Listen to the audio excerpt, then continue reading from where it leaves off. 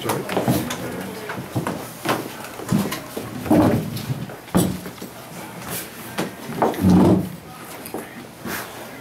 to say, our locker room's a lot happier place now than it was Tuesday night. Basketball in this league is so crazy, but I was really pleased with our guys. We had some mistakes, particularly late in the first half, and some of them got a little bit of a negative look on their face, but they paid attention at halftime, what we talked about, and in the second half, I thought we were pretty doggone good. I told Steve I was surprised that we just shot 50% because I thought we moved the ball well and shot it even better than that, but they made the run. Cruz Uceda, if that's the correct pronunciation, I hope so, but I think he's the one that made the 2 threes in a row. Gave them a 1-point lead. We came down, Marcus made a 3 to get us back up 2. They scored, and then Joel Berry knocked in a big 3 for us right there at that time. I need to say a Florida guy coming back down here and making a big basket for us was big, and after that I don't think did they ever tie it after that, Steve? We made some good plays offensively. I thought Bryce was huge for us. 22 points, 11 rebounds. It's exactly the opposite of the way he was on Tuesday night. We needed to play like that. And I thought J.P. Tokoto's rebounding was big for us.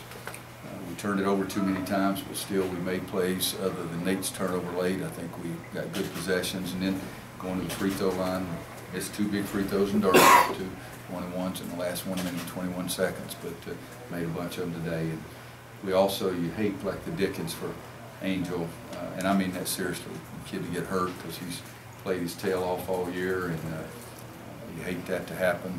Hopefully it's not something that's going to linger because he is such an important part of their team. And I told Jimmy Larinaga this before the game.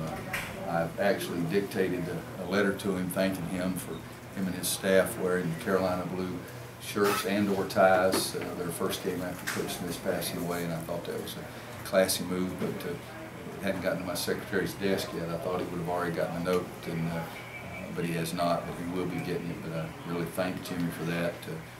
Mr. Curran was Jimmy's high school coach, and he looked at Mr. Curran just like I looked at Coach Smith. So those kind of words don't get out there, but that was something that was impressive what Jimmy did. After the way the team closed against Duke and State, how pleased are you with the way they played late tonight and closed us out?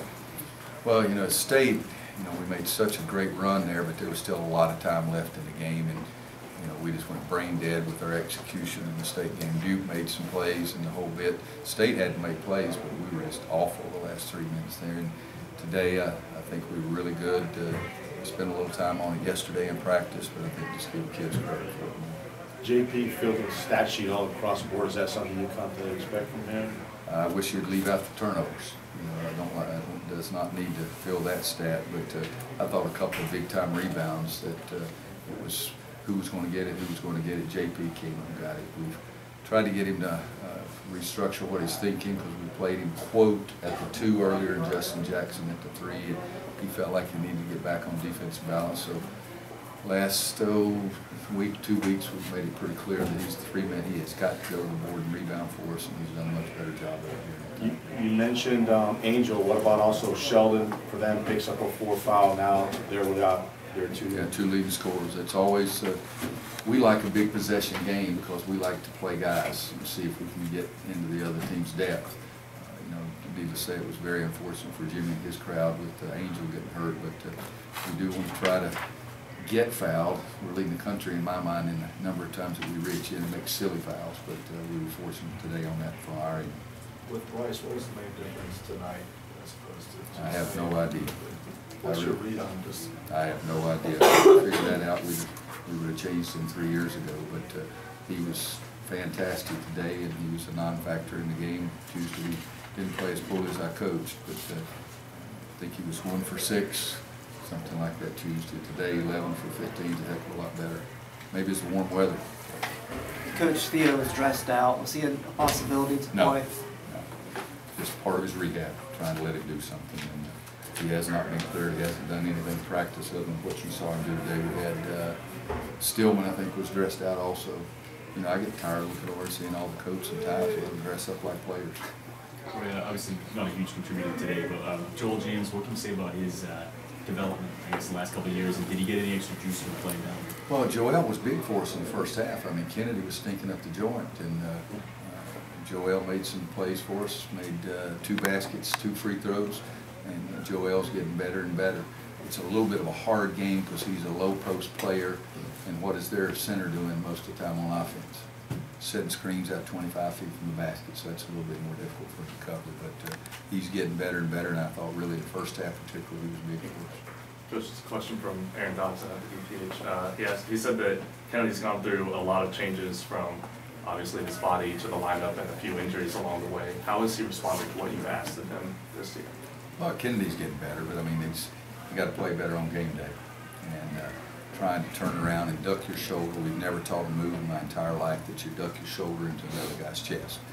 And if that other guy's Jakiri, who's 6'11", 250 or whatever he is, and built like a wall, you know, you're not going to get good shots. So you got to change your game. The second half, he made 1 basket because he went, spins off of it, and goes up to the other side and lays it in. So he's a slow learner in the first half, but he got to be a lot quicker learner in the second half. Coach, Tony Jakiri, 6 points, 7 rebounds. How did you game plan for him?